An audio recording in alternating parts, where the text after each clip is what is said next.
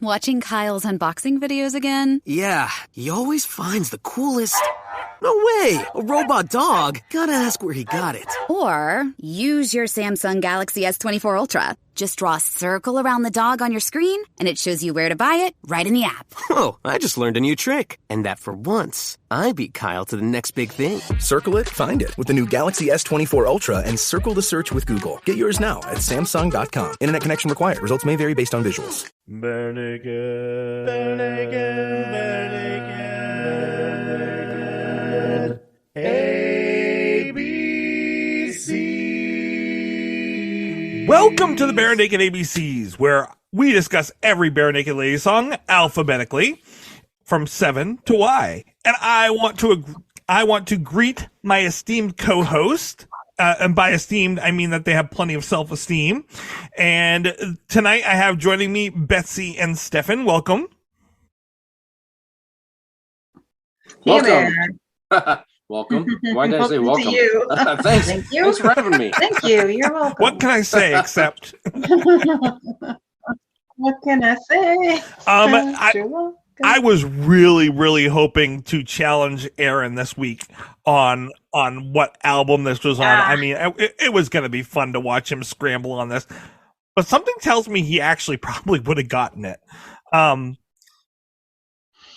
He's got a pretty good hit rate there for guessing, right? He gets the feel of the songs, so I don't know. I'm gonna have to send him a text and be like, "All right, just tell me. I want to know." But tonight's song is "This Is Where It Ends." Okay, well, thanks. That was fun.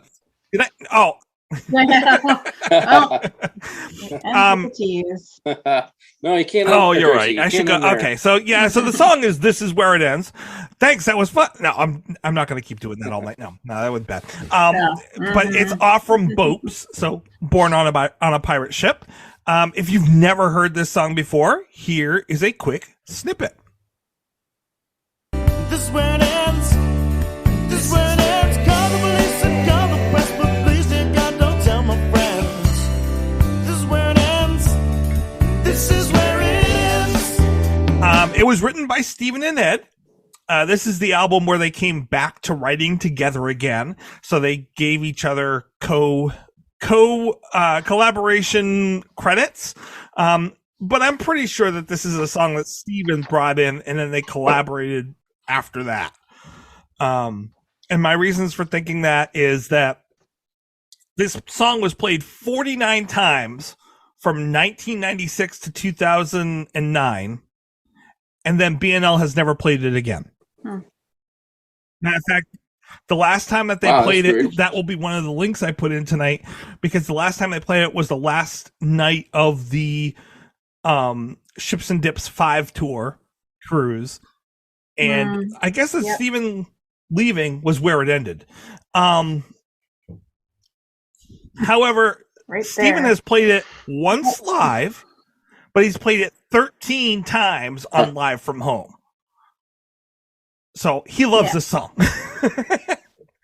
Out of just over 100 shows, he's played it 13 times. That's pretty amazing. That's nuts. No, I mean,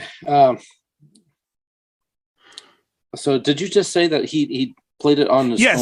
So on the Live from Home show, I don't know if you know this, Stefan, but since COVID started, like literally the month after everything got shut down, or even within that first month, he started doing Live from Home shows on Zoom where you pay. And that's Steven, right? Where you pay $80. Oh my God. Where you pay $8 and get to watch a 2.5 hour live stream of him playing the songs right there. Oh my God. That's a pretty good. Yeah, it's amazing. It's like a 3-hour show. There are some weeks that he just goes on. Thanks a lot.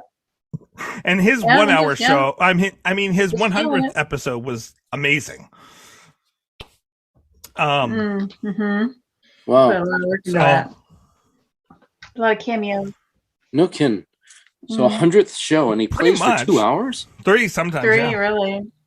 3? Yeah. Doesn't this guy have anything better to do? I mean, for $8, geez, really, and you've got pretty good seating too. No, you're right. It's more like 2.5. That's right. But yeah, no, it's definitely a good bang for the buck there. He is entertaining the whole time. He's telling stories about the songs. He's just having fun in his basement. I bet his basement's pretty sweet. It's a pretty nice little studio. Nice. Nice. Yeah. Well, that's pretty cool. I know that there's some of his songs that he's done with BNL that he has taken with him during his transition to go solo. I know that he still plays those more than BNL does. I wonder if there's certain songs that they sat down and negotiated the rights to. I believe that the idea was just like, no, you're allowed to play whatever you want. We'll play whatever we want. Because, I mean, Steven's played all the songs off from all the albums. So it doesn't sound like he's restricted. Okay. It just sounds like they're like, we have so many songs and we're going to play whatever we feel like wanting to play.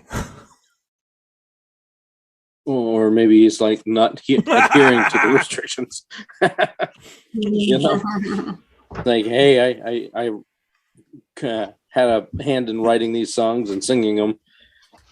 I'm gonna take them or use them. My name's still on them. I think he plays nice. He mostly does, yeah. Yeah. I don't think he was ever playing not nice at any time. Yeah. Yeah. Although I will, I suppose it just depends on which side you take on the Big Bang Theory litigious piece. Like, I guess you could say he was not so nice about that, but no kidding. A little bit of friction there, huh? I don't think I know about that. Was he just fighting for some more royalties? His claim was he got absolutely no royalties. He was supposed to get some royalties. He was supposed to get one.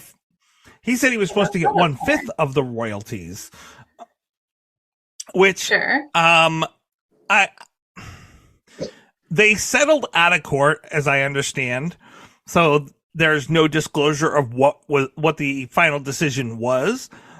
But knowing musical law a little bit throughout this whole process of this podcast, I will say that usually the writers get about 80% of the song, and then they split the rest of the 80% of the amount that the band would get, which is a significant amount less than what the record company gets.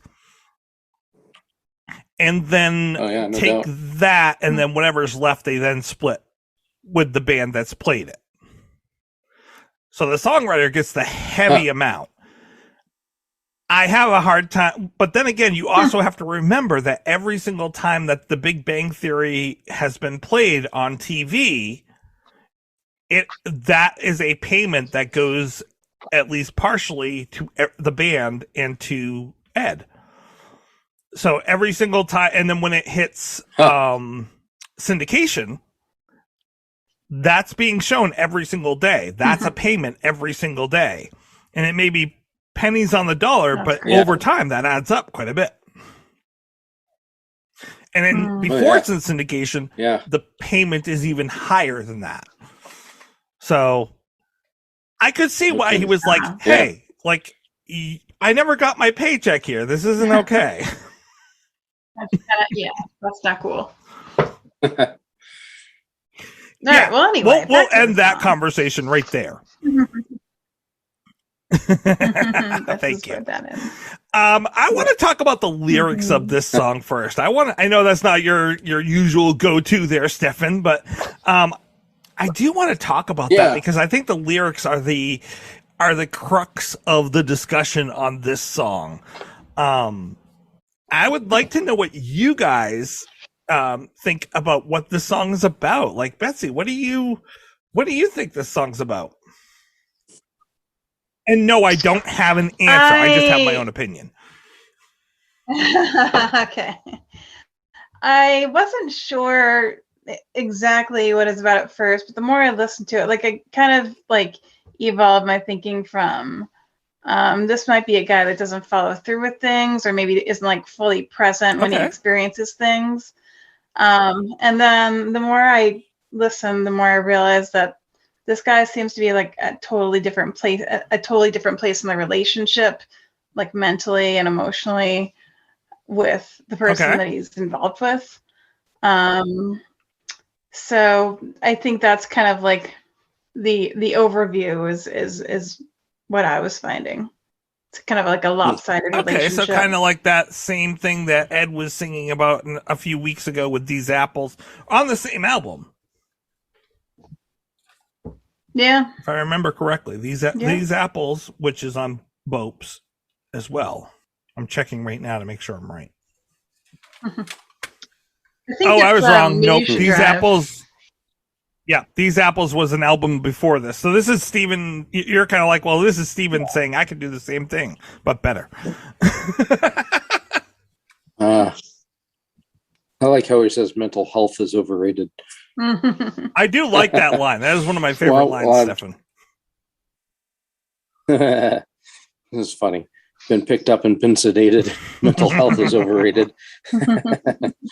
Yeah. Well, I mean, for me, it's like how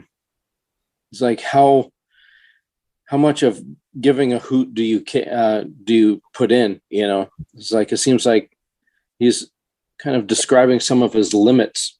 It's like, okay, and when he says this is where it ends, that's the line that he's drawn, saying, okay, you know, I can't go beyond his, so this is my limit here. It's like, you know, he's like, I don't buy everything I read. I haven't read everything I bought. I don't cry every time I bleed. You know, and it's like, but this is where it ends. You know, this is it. This is the limit. And it's like, there's only so much you can put into giving a crap about things before you're like, you know, I can't give anymore. So, I mean, I think it also stems to relationships as well. I think he kind of mentions that in the very last stanza, paragraph, whatever it's called.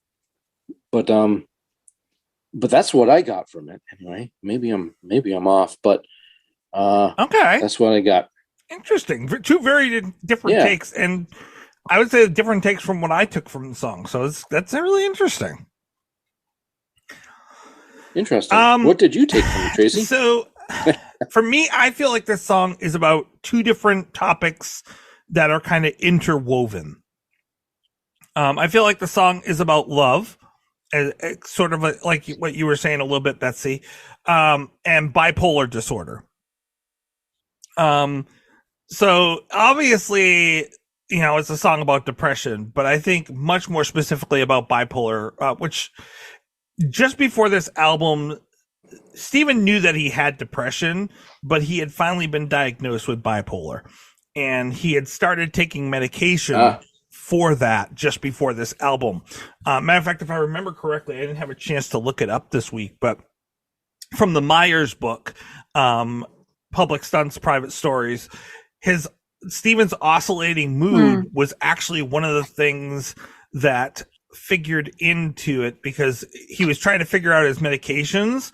And one of the reasons that Jim took the helm a little bit more was because Steven was kind of going up and down with the medications at this point, and kind of getting that all stabilized. And then also feeling like, what is life like? Stabilized. And I think that's what this song is kind of attacking, or not attacking, but addressing. So for people with bipolar disorder, it can be really hard to take their medications. So I used to work at a psychiatric hospital, and we would see people with bipolar and schizophrenia come back repeatedly. And for the people with bipolar, they would come in first for help with the depression, and they would get treated for the depression, but it wouldn't work, because what would happen is the meds either would take care of the depression, but not take care of the next piece, or most often it would actually push them into a manic episode, because that's how bipolar bodies work. And they would then not return again until they had another depressive episode. And it wasn't until several of these cycles that we would then learn about the manic episodes, because mania is bliss. So like when you feel ecstatic about everything and the world is literally brighter and more vibrant, and sounds feel bigger and better and more interesting, and life and everything is more interesting, you don't complain. So they would never complain about the manic episodes. Their loved ones would complain about the manic episodes, but we wouldn't find that out until much later.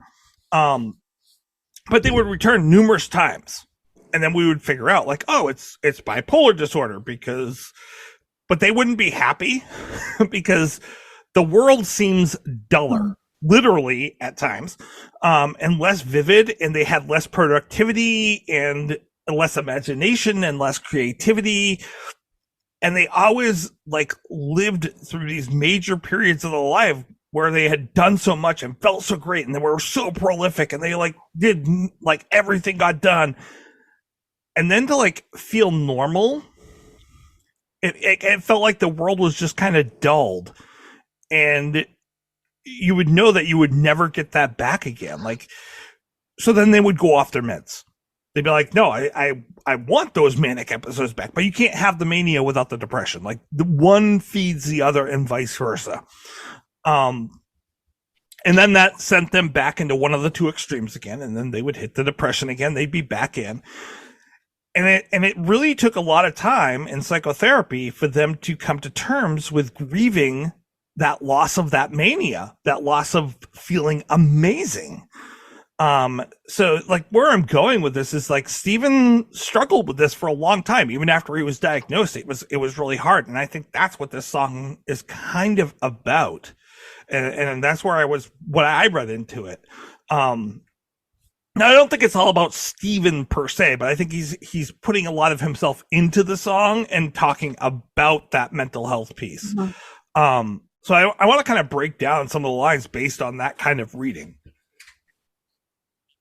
You sure can. I just supplement what you said with so from the book, it's from that Bare Naked Ladies authorized biography with Paul Myers. So it says, by 1993, Stephen had married his music camp girlfriend, Carolyn Ricketts, but the strain of Stephen's celebrity lifestyle and the fact that he was never home was causing problems in their domestic life. Prescription antidepressants helped him to a degree, but hindered him in other ways. And the medicated Stephen could be unpredictable. Jim says that he never knew which Stephen would walk through the door, that is, when he was there at all. Yeah, I mean, that's often what people would see when they had bipolar and had not dealt with it was, you know, they would try to feel normal coming out of that depression, but it would shove them right into a mania. And you wouldn't know what was going to come through. And the other piece of the mania is, a lot of people think of it as like happiness, but the other part of that is you very quickly flip to extreme bouts of anger. And it doesn't take much to get there. So yeah, I'm sure the band may have felt like they were walking on eggshells at times. Yeah, I could imagine that. So, and maybe this is like this is the end. It indicates, hey, you know, I'm finally on meds. You know, this is the end of all of this baloney that's going on. Yeah. You know, maybe stability is in the future, and that's a good thing and a bad thing. And I think that's what this song kind of comes to. I think so. I want to go through it kind of line for line, but I don't buy everything I read, which can have two meanings. I don't believe I don't buy everything I read. I go to the library. But also means the other means he steals books. But it also means that he's not gullible. I mean, you could easily say that that's what he's kind of getting to there on that double play on words. But I like the next play on words in the next sentence. I haven't even read everything I bought. Like he's flipping it around again. And he does this throughout the whole song, which is great. I don't cry every time I bleed. My eyes are dry, but they're bloodshot. So he doesn't cry every time that he's in pain. And right now he's in a lot of pain, but he's not crying. He recently was. That's why his eyes are bloodshot. And that kind of leads credence to the other part of the song that I think it's about, which is suicide. Which also happens often deep for people with bipolar, is they hit those very deep moments of depression and have suicidal thinking. I have faith in medication. Yeah. I believe in the Prozac Nation, which is interesting because Prozac actually cures depression. It does not deal with the manic side. And it is actually completely ineffective for the mania. So it's interesting. He's like, I have faith in medication, but only this medication that takes care of the depression.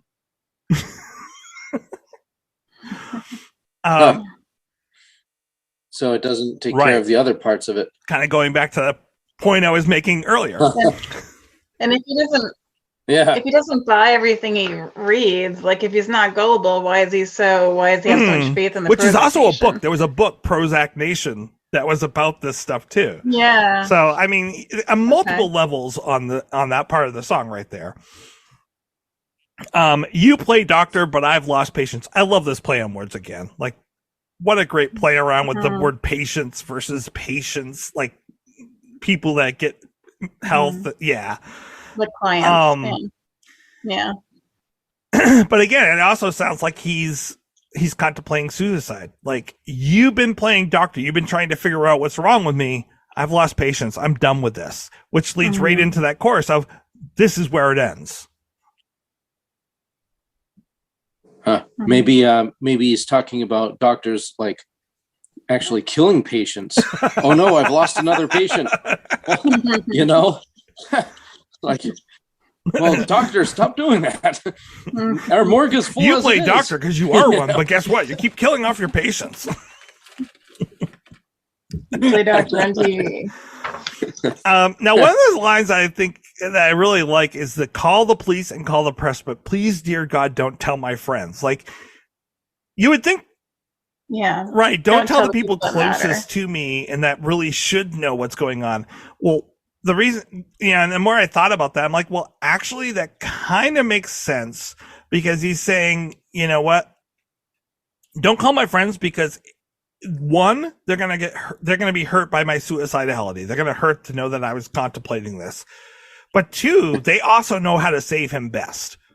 Like, call the police, call the press. Like, they're not going to do anything. There's nothing they can do to stop me. My friends, however, know just what to say to save me, and don't let that happen.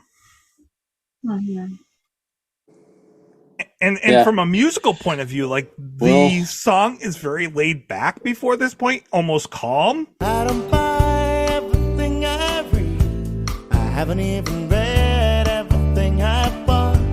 But that chorus isn't manic, but is desperate. Like, he hits higher notes. He feels like he's right on the edge. This is where it ends. This is where it ends. Call the police and call the press, but please, dear God, don't tell my friends. This is where it ends. Ah, interesting. Yeah, that's a good. So then we got, where's my pride? Where's my self-esteem? Does it show in the drinks I've bought? Yeah. So again, he's going into the depression again. He's drinking his way out of it. So they can feel Which, high. ironically, depression only makes, alcohol only makes depression worse. But most people that are depressed don't realize, like, hey, I'm actually... Right. There's a correlation there. Well, that's only if you run out of the alcohol. I mean, it's like if you get down to the bottom of the bottle and you're like, oh man, I'm really depressed. Yeah, because you ran out. Yeah. That kind of meant to me, like, the worst my self-esteem, does it show on the drinks that I've bought? Like, I don't know if he was like talking about too, like, just maybe like kind of living up to society's standards in terms of like buying something, you know, to, like I can handle my alcohol or buying like a manly drink or something. Well, and then someone who's an alcoholic, they're not going to care about what they're drinking at that point. They're like, get me that high, get me just back to baseline Just give me a again. bottle.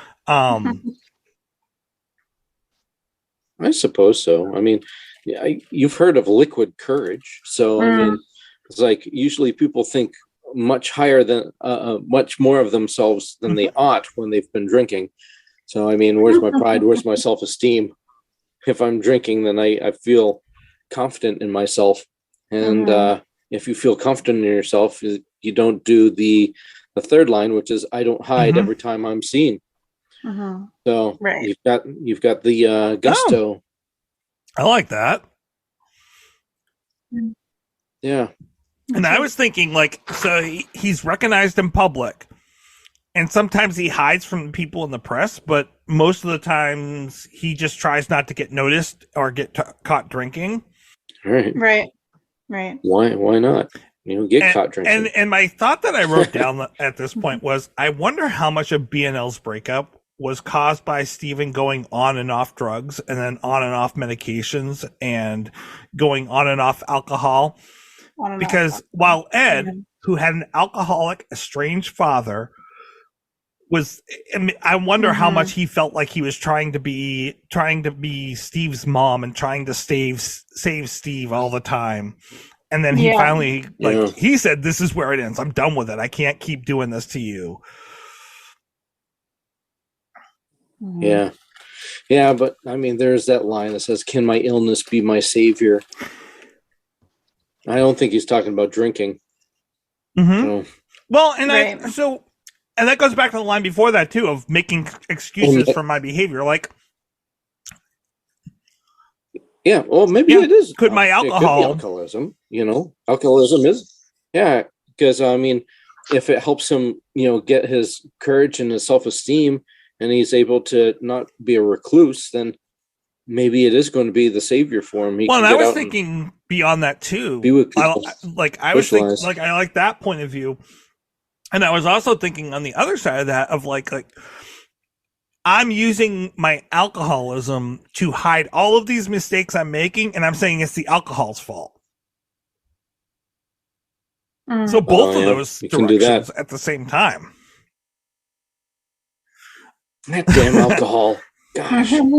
It's made me do some really stupid things. But I was taking it from the illness directly of the mental illness piece of like, can the mental illness, can this word bipolar be my savior? Can it be the excuses of why I act the way I do? But also, like, a lot of people, like, once they finally decide, or once they're finally given the diagnosis, they're like, oh, I have a name for this horrible thing that keeps happening to me. This thing that's wrong with my brain, this thing that I don't know why I can't control this.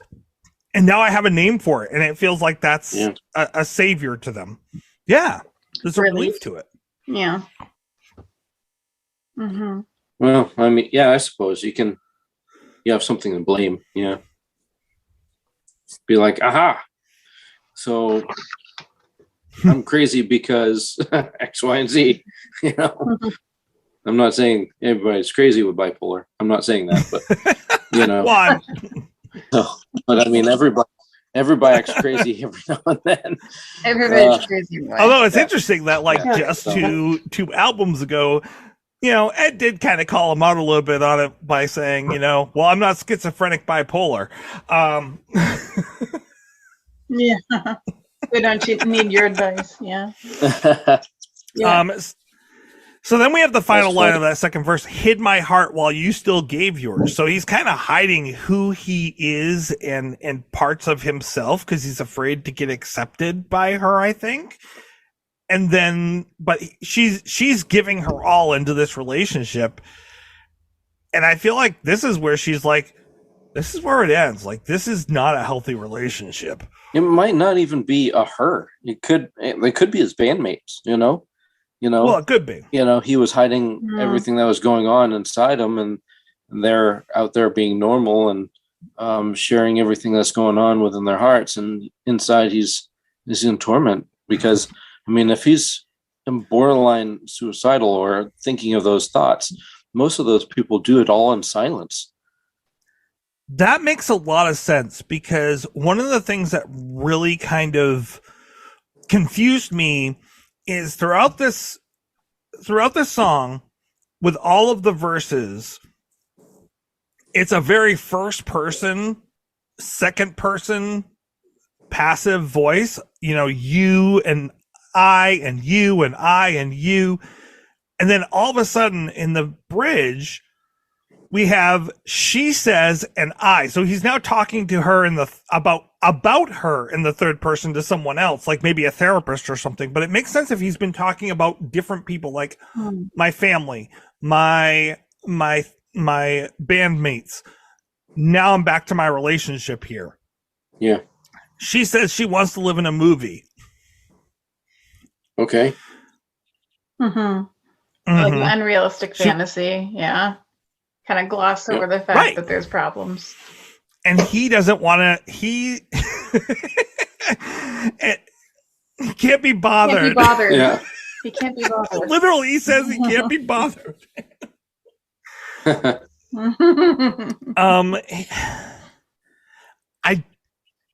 Which would make sense if he's not, if this is a relationship that he's trying to maintain and he doesn't even have a grip on his own mental health. He probably really can't be bothered. And he kind of needs to get a little more traction on, you know, what's going on in his head before he can give part of himself to somebody else, you know? No, it's a really good point. Not just that, but I mean, the longer that you're in a relationship, the longer that there's a chance for them to find out there's something wrong with you. That's true. All the layers get exfoliated. That's a lot easier not to be in a relationship. That kind of. But then again, it also sucks too. Sometimes if you're depending on your personality, like some people are kind of like need somebody. So. Yeah. I don't like people, so I get it. You don't. I've said before, for some people, they don't like people, but they like a person or like a one or two persons. You have a. I hate people, but I like you. That's me. I've got. I've got two people who are my life. They're my lifeblood. I share with them everything. So I mean, that's all I need. It's like, as far as, you know, lots of other people, I have no care for them. I have no patience. So maybe I'm bipolar. I don't know. For me, it's easier to like people with a small p than people with a big P. Well, and then are you talking about penises? I say it out loud, and it sounds like I'm talking about penises. So never mind. I knew what you were saying. Oh my god! Big P, small P. I don't know what to take from that. I mean, kind of implying I have a small P. So the third verse Stefan, is I have loved and I have waited. So again, relationship, but I feel like he's talking about love while he's being on the road and or the other thing is he's talking about being unmedicated, and that he's waited for her rather than cheating. So I've loved and I've waited for you. I've been picked up, you know, and I've not gone after those women. I've turned them down. And I've sedated myself to help me sleep in bed at night while I'm on the road. I took something slightly different. Sure, go ahead. So I have loved and I have waited, like, again, maybe like he's talking about like trying to love himself, like trying to be patient with himself and like deal with his mental health issues by just kind of like saying, well, you know, okay, let's get back to the basics and tell myself that I'm not such a horrible person. And then maybe like some other good thoughts will come out of that. I like that much better. Yeah.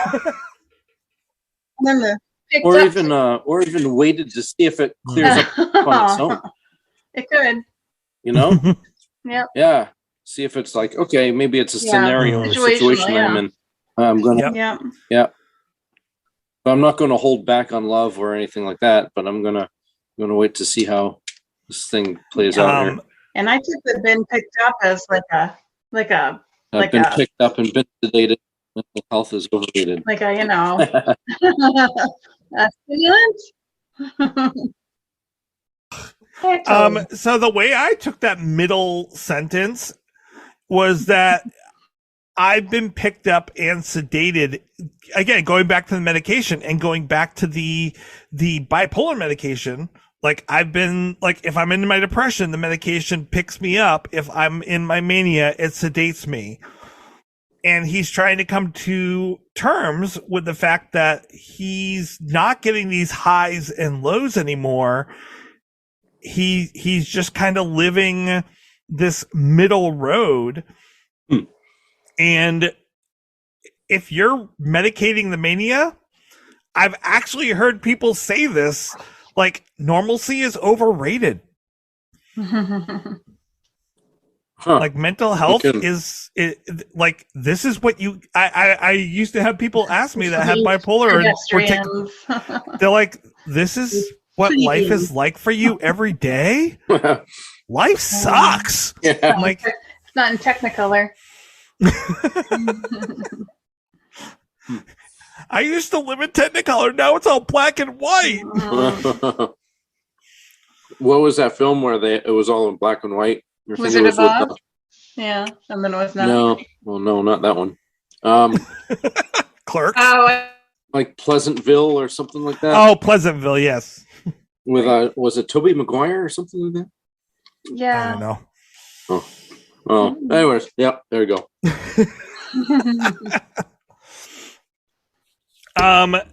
So yeah, that's what I had for this song. That's what I had for my breakdown of what I thought it was about. Interesting. And so for me, it has a lot of meaning. Like to me, it's a very poignant song in very few words. Yeah. Before the whole sedated and being picked up, there's a line about, I don't want the responsibility of proving its importance. And so I wrote down that he doesn't want to pretend to have to validate his love, especially if he isn't feeling it. Oh. In the relationship, or possibly there's other things I haven't thought of. But. And that goes right back along the line of she wants to live in her movie, which is like this romance. Yeah. He's like, I know. Totally different places. If this is what I'm picking up on, then yeah.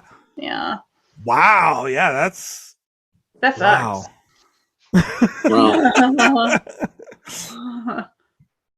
It sucks. I see. Been picked up and been sedated. I for some reason I keep on thinking of Avril Lavigne. Why do you have to go and do things so complicated? Yeah. Also good stuff. That's just rings through my mind every time I read this. Because it's rhyming. I like in the verses how with the speed it feels almost like, not the verses, in the chorus, it feels almost like Steve's tripping over his words, like he can't get the words out quick enough. And same thing during the bridge. It has that feeling of like, I just, every thought is right after another, and I have to, like, the cadence is different. I don't want to say it's off. It's just different. And he feels like he's tripping over his words and getting them out. Yeah. Which, if he's struggling with that mental shift, makes a lot of sense. Yeah. Yeah. I kind of like the song. I like the music that was involved with it. Yeah, tell me more about that. Tell you more about it? I don't know. It sounded good. Break it down. I mean, I'm not Aaron or Heidi. Where are they? I mean, you've heard enough episodes. You could probably break it down, right? Well, it's in the beat of 4. And, in the key it goes like this, boom, boom, boom. Z major. Yeah, it's like GA 145 or something of that nature. I don't know. Abadab dab cab. I have no idea. Actually, it is in the key of G. Is it? Huh. G. Looking like that, so Alan Fogel did break this song down. And he did it on his website rocketoldschool.com. Cool. It's in the key of G, no capo. It goes now. I can't break down like, oh, this is 1-4-5. I can't. But it goes G to B minor to A minor to D, G to B minor, A minor to D, G to D to C add 9 to D, G to D to C add 9 to D. Oh. And then G to D to C add 9 to D.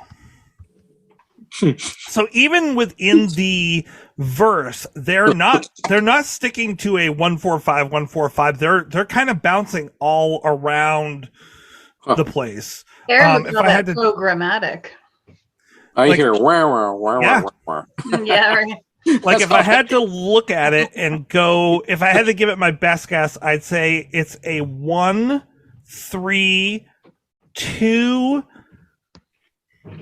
1-3-2-5 1-3-2-5 1-5-4-5 1-5-4-5 1-5-4-5. So like again, like there's a pattern, but it changes up the pattern in the middle of the verse.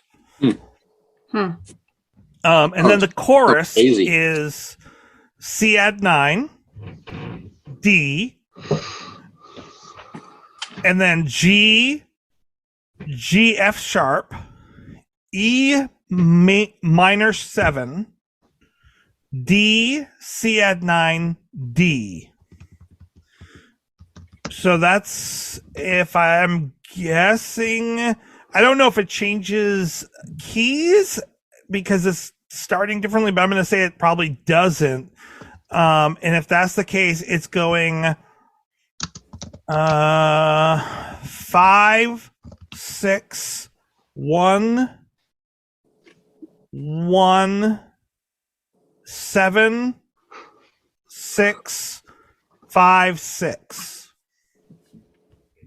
Which is just, once again, not a typical like 1-4-5-1 kind of that's thing. what I got. And then for the bridge, it's E minor 7, D, C add 9, G, A minor 7, C, E minor 7, D, C add 9, G, A minor 7, G, C add 9, G, A minor 7, G. Like, it's all over the place. There's no typical pattern that's going on here, but you wouldn't guess that by listening to the song, that it's kind of bouncing all over the place. But it would make sense why it feels like it's a little bit more manic in those spots. I could see that too. I concur with that statement. I hope so, because Alan is pretty amazing with breaking this stuff down. Good, because I mean, we're just saying a lot of numbers, and I was getting kind of nervous, thinking it was my bank account or something. It was. How much in there? Yep. 1343. $1.43. Oh my god! Yeah. I like that original opening lick. It's just it catches you right off the bat. I don't know. This is like that ballad that it moves away from being a ballad, but it's still a ballad kind of thing. It's slow, then fast, and then like his screeching in the middle of it, like just, I don't know. It's so intriguing. Yeah, I don't know. I thought it sounded good. I like the sound of it. Of course, it sounded pretty cool. And then, then you read the lyrics and stuff, and it's like, oh, okay. Like usual, there's some kind of depressing deepness to it. something that you got to try to figure out. So, but other than that, I thought it was pretty cool. You want to rate it? Well, I did have one more thing I wanted to say. No, go for it. Oh, is there trouble with Tracy? No. The other thing that came to me as I was listening to this is it's very Beach Boysy. There's a lot of oohs, there's a lot of echoes, and it just sounds like a lot of the music that's on Pet Sounds and Smiley Smile. Yeah. I suppose I'd have to listen to those first to actually make a good comparison. So it was some Beach Boysy. I didn't pick up on the Beach Boysy, but Okay. Maybe it wasn't. I like Beach Boys. You know what? I'm going to let it go, Stefan, because I'm like tired of Boysy. fighting with you. Oh, let me guess. That's the next song. Segue. That is next week's rolling in song. on his segue. Oh, you're a genius. You're freaking amazing. So yeah, let's do some ratings. Let's do how many, I'll throw an idea out there, dead end roads. Because this is where it ends. Roads. How about how many Prozacs? How many Oh, capsules of Prozac do you want? how many capsules aren't going to work? I like that. We'll go with how many Prozacs. How many Prozacs? How many does it take? Well, we're gonna find out. Oh, yeah, absolutely.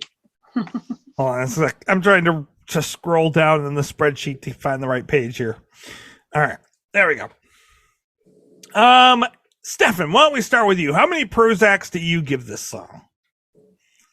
Well, it depends on how many Prozacs I take in a day. Okay. Just kidding. I don't take any medication. I let everybody around me suffer. That's fair. Good. This is your problem. That way, no side effects. I know. Like, oh, I was born this way. It's like I'm supposed to be like this, I guess. No, that's Lady Gaga. Yes, Lady Gaga. Lady Is it? Stefan. Stefan I didn't Gaga. even get that joke, but I think it's funny.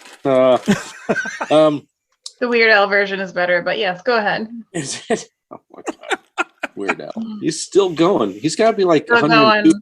Love that man so much. So, I mean, he's getting slowly replaced by our friend Jeff Whitmire. Ah, Yeah, that's right. Good Very to soon, replace Jeff that. is going to be on tours and Qualified. doing stuff. So, I like the music that was with this. I thought it was a pretty good song. I didn't catch the varieties of music as it was going along. I'm not very good with that whole aspect. I took one class in college called listening to music, and I failed. what did you do in the class? We listened to music. It was so complicated. And I couldn't understand it. I couldn't make heads or tails. I literally failed the class. It was the lowest score I have ever gotten in college. Oh no! Yeah. Music is not in my wheelhouse at all. You haven't heard the Oak Ridge Boys. Oh, well, listen to the music. Yeah. I like the Oak Ridge Boys. They're pretty good. You do? Oh, sweet. I do, Anyway, herding cats. Back to Prozac. Something about cats. Okay. Herding Well, cats. anyways. Okay. Yes. Oh, herding cats. I gotcha. Herding, I not thought herding. you like heard as in like I was listening to cats, or I sound like cats when I sing. Same thing, really. I like the song. I thought it just sounded good, and it sounded kind of depressing, but I like how Steven sings, and I like how he. I just miss Steven in the Bare Naked Ladies. I'm sorry, I do. I miss him. That's okay. Steven, please come back to me. Come back. Not to BNL, but I mean just to me. But, Aw. Visit my house. Time to snuggle. my house. You can I have a like basement. You can play in my basement. Yeah, I do. If you don't mind, like hanging out on the chest freezer. Oh, that sounds like you're gonna kill him. Just a little He bit. said on, not in. Well, It's we're not definitely gonna split prepositions here. It's a big freezer. I shouldn't have followed up with that one. But I think it's a good song. I like the lyrics. I like the music. It was pretty smooth for me. It wasn't chaotic. I really liked it. And I could, get my own opinion about what it meant. And I like that as well. I was able to kind of process some of the things that they said and go from there. So what would I rate this? I liked it. Was it a 5? I don't think so. But I think I'm going to go with a 3.75. It's up there. That's Pretty up good. there, yeah. Yeah. What about you, Betsy? Well, it just occurred to me that a lot of the Bare Naked Ladies songs, I mean, this particular thought hasn't occurred to me. They always do this subterfuge of a poppy melody with darker undercurrents. But it just occurred to me that it's very much like is that Robin Hood Men in Tights when the king asks for the bad news in a good way. So it's very much kind of how it's presented. It does shift at some points into more of a anxious or manicky feel, or what was the word you used? He was concerned or something about desperate. So it just makes it so that you can listen to it over and over again and have but still connect with it. So I don't. Let's see. Okay. I gave you kind of my rundown on what I thought the lyrics mean, but I think in general it makes you feel okay to not feel okay when you listen to this song. I feel that it's we're all kind of on our own different journey, and this is kind of validation of that, and the fact that other people are going through it does help in a way.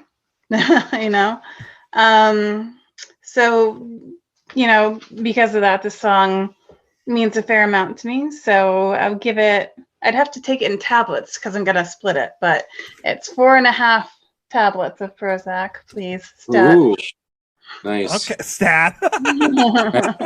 You can grind them up and Give me a bolus counter. Yeah, I could. Yeah, I'll take your word for it. I've never tried that. Oh no. I take vitamins. I don't take pills. Get the Flintstones. So, no. They're delicious. Wow. Don't believe me? I take acidious. Yeah. I take grown-up vitamins. Okay. Grown-ups. The over 40 ones. Yeah. Yeah, I call it medication. Yeah. Big T, little T vitamins. That's the other word for it. Well, Tracy. Oh, you want my opinion? You, Tracy. I think this is a really short song, but pretty song. It's only 3 minutes long, but it doesn't feel rushed. It doesn't feel short. It also doesn't feel like Tracy. I think Stephen proves that on this song. Yeah. I think it's fun to sing. It's catchy. It's not one of my favorites. And I would have to say that it was one of my least favorite songs before we started this project. I was coming into this week again, with These Apples, going, yeah, this is why I hate parts of this album. But this is why I'm so glad that I have this podcast, because I gained a new appreciation for the song this week. And it's going back on my playlist. I probably won't seek it out often, but I will. And it didn't lose any value in replay this week. Matter of fact, I actually sought it out a couple of times to I want to listen to that right now, just to kind of enjoy it, which was really cool. So in the future, it might actually get further up the list, but right now it's climbing. I'm going to give this a 4.3. Nice. Huh. Oh, good. That's a good score, Tracy. Yeah. We haven't done This Week in BNL History for a while, so I should cover that. We had that special guest last week, so we didn't go over any of that then because we had so much to discuss. But some cool stuff happened last week, and we have nothing cool happening for literally, I think, 3 or 4 weeks at this point. So I'm going to go backwards a week and cover what happened last week. So on April 14th in 2002, BNL actually hosted the 31st annual Juno Awards in St. John's, Newfoundland. No kidding. And I mean, if you haven't seen the numerous skits that they did on that, I highly recommend people to go out and watch that. It is hilarious. It is wonderful to watch them having so much fun. So definitely go out, watch those skits. And then, interestingly enough, we just discussed this song a few weeks ago, but on April 15th in 1998, BNL performed on One Amazing Night, a tribute to Burt Bacharach, with him playing with them in the background. Ooh, I have one. I got the chronology here. Oh, another one? I think this was their second appearance on this show, but April 17th, 1996, they perform on The Late Show with Conan O'Brien. We've been talking a lot about him this week. Conan, we know you listen and go on the show. Yes, please come on the show. And the other thing I should probably bring up is this song was actually used on Dawson's Creek. Dawson's Creek. Season 2, episode 20. It was on Dawson's Creek. No way. No kidding. And it was also really on Conan weird the Barbarian. That's strange. But yeah, that's all the facts I have written down for this week. So, oh, that's cool. And no troubles with Tracy, other than you said that you didn't have it on your playlist, and now you do. Yeah, like I said, if you had asked me about this song without me listening to it last year, I would have said a whole bunch of trouble with Tracy. But like sitting down and listening to what this song means and actually trying to make sense of it really helped me like the song a lot more. Huh. I went from a low 2 to a high 4, to a low 4. Like that's an incredible climb. It's kind of what we're looking for, is a new appreciation of the songs. You know? Yeah. So yeah, a Dawson's Creek thing right now. I don't believe it. I mean, I believe you, but I just never ran across that. See, if I said it, she'd be like, "Yeah, I'm looking." No, I'd take it for This guy's definitely off his rocker. Well, thank you guys for joining me. And kids are in your basement. That's Stephen Page size, so you know. Anyway. Come back next week and listen to us talk about Tired of Fighting with You. Yeah. No, I don't want to. Okay, fine, don't. I'm just That's tired okay. of it. I'm tired of fighting with Tracy. Fine, don't come back next week. Well, thank you very much, people. No, thank you guys for joining me tonight. Thanks, that was fun. Don't forget, no regrets, except maybe one. To celebrate joining Pantheon Podcasts, Rock Camp, the podcast, the official podcast of Rock and Roll Fantasy Camp, is giving away a guitar signed by Mike Portnoy of Dream Theater, Marty Friedman, formerly of Megadeth, and legendary shredder Zakk Wylde, plus our rockstar counselors like Vinny Appice, Monty Pittman, and more. To enter to win, simply follow, rate, and review our podcast on your preferred platform, and that's all you have to do. For more information, go to rockcamp.com/podcast.